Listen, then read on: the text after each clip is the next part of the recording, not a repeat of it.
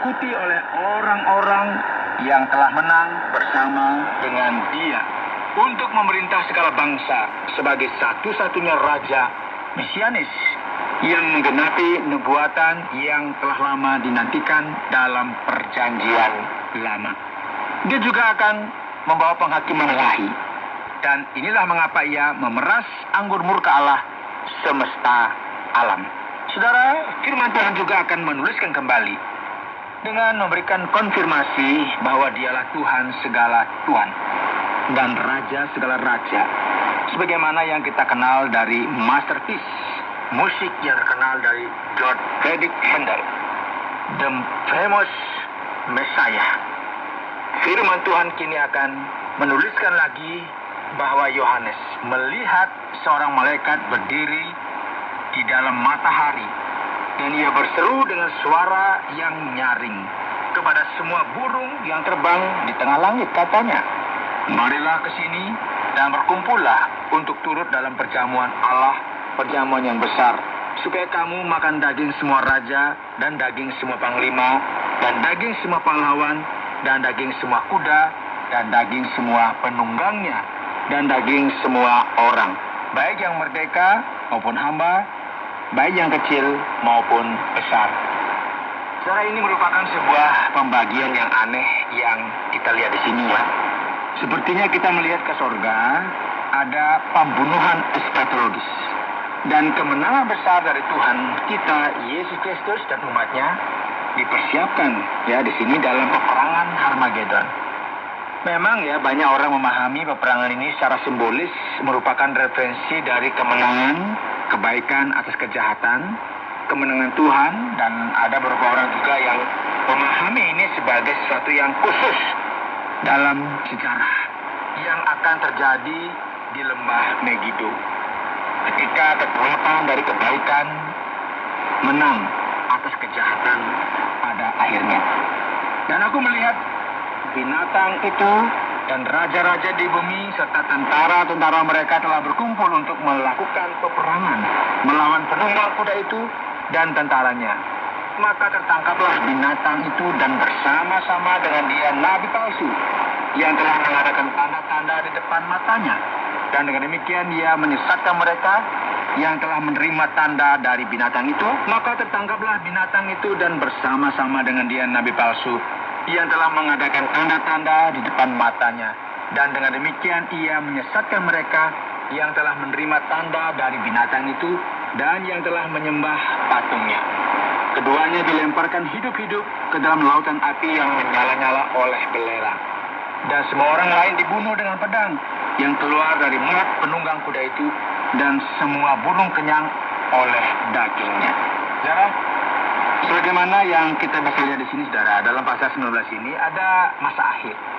Akhir dari sejarah ketika Tuhan Yesus menang dalam perang yang penting melawan kejahatan, dan kita akan melihat kekalahan total dari musuh, yaitu si binatang itu, nabi palsu, dan semua orang yang mengikuti dia.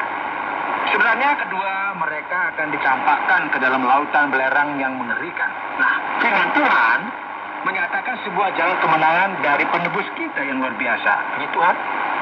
Mari kita perhatikan, seorang malaikat turun dari sorga memegang anak kunci jurang maut dan suatu rantai besar di tangannya. Ia menangkap naga, si ular tua itu, yaitu iblis dan setan, dan ia mengikatnya 1000 tahun lamanya, lalu melemparkannya ke dalam jurang maut dan menutup jurang maut itu dan mementeraikannya di atasnya, supaya ia jangan lagi menyesatkan bangsa-bangsa sebelum berakhir masa 1000 tahun itu.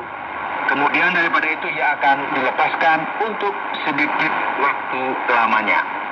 Lalu aku melihat tata-tata dan orang-orang yang duduk di atasnya. Kepada mereka diserahkan kuasa untuk menghakimi. Aku juga melihat jiwa-jiwa mereka yang telah dipenggal kepalanya karena kesaksian tentang Yesus dan karena firman Allah, yang tidak menyembah binatang itu dan patungnya, dan yang tidak juga menerima tandanya pada dahi dan tangan mereka. Dan mereka hidup kembali dan memerintah sebagai raja bersama-sama dengan Kristus untuk masa 1000 tahun. Tetapi orang-orang mati yang lain tidak bangkit sebelum berakhir masa 1000 tahun itu. Inilah kebangkitan pertama. Berbahagialah dan kuduslah ia yang mendapat bagian dalam kebangkitan pertama. Kematian yang kedua tidak berkuasa lagi atas mereka, tetapi mereka akan menjadi imam-imam Allah dan Kristus, dan mereka akan memerintah sebagai raja bersama-sama dengan dia 1000 tahun lamanya. Saudara, ini merupakan sesuatu yang luar biasa ketika kita berbicara mengenai masa 1000 tahun dalam kitab Wahyu pasal 20. Kita melihat bangkitnya orang mati. Benar sekali. Setiap orang yang telah mati, suatu hari nanti akan hidup kembali. Dan di sini orang Kristen memiliki perbedaan pendapat.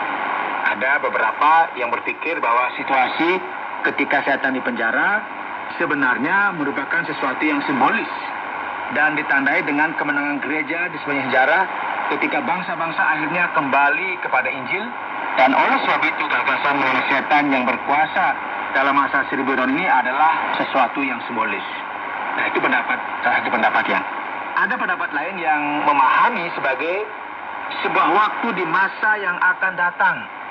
Dan ini merupakan sesuatu yang literal. Dan setan akan memiliki kuasa yang dibatasi supaya pemerintahan Kristus terjadi di dunia ini.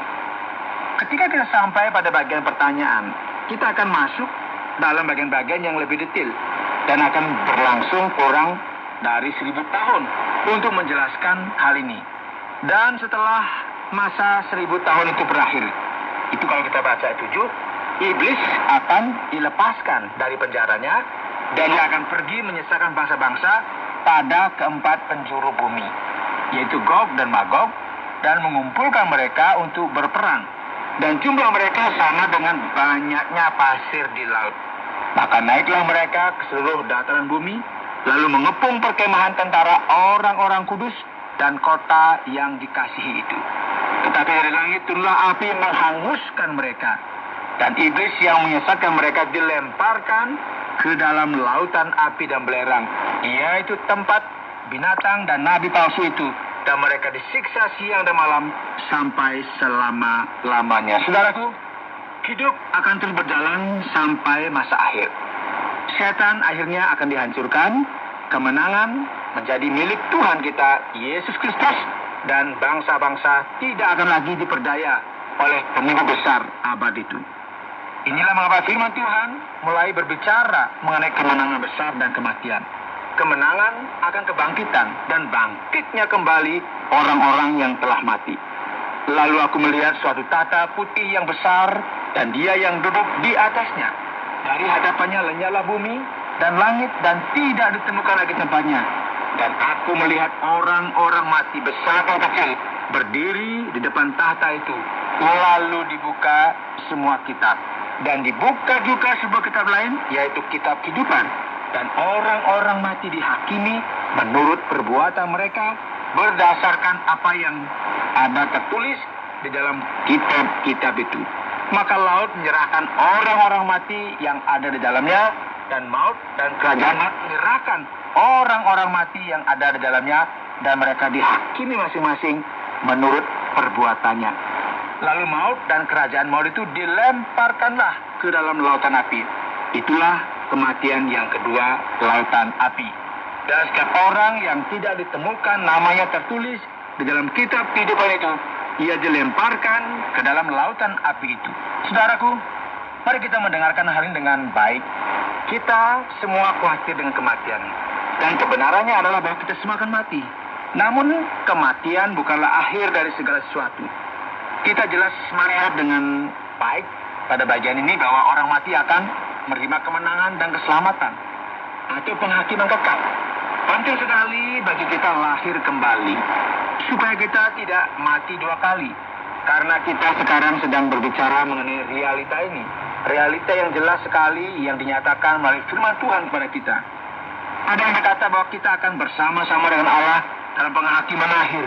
Penghakiman yang terjadi setelah kebangkitan orang-orang mati. Orang mati yang